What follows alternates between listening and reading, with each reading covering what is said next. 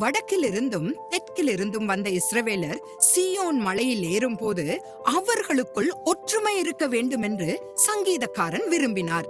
படித்த தெற்கத்தியர் வடக்கில் விவசாயிகளான கலிலேயர்களை இழிவாகவே பார்த்தனர். தெற்கிலிருந்து வந்த யூதாஸ் இஸ்காரியோத்து ஏன் எப்போதும் தனிமையில் இருந்தான் என்றும், ஏன் அவனுக்கு பொருளாளர் பதவி கொடுக்கப்பட்டது என்றும் இப்போது நீங்கள் அறிவீர்கள். சங்கீதம் 133 ஆரோனுடைய சிரசின் மேல் ஊற்றப்பட்ட நல்ல தைலமாகிய அபிஷேகம் அவனுடைய தாடியிலே வடிகிறதும் அவனுடைய அங்கியின் மேல் இறங்கி அவனுடைய உள்ளங்கால் வரையிலும் ஓட வேண்டும் என்று சங்கீதக்காரன் விரும்புகிறான்.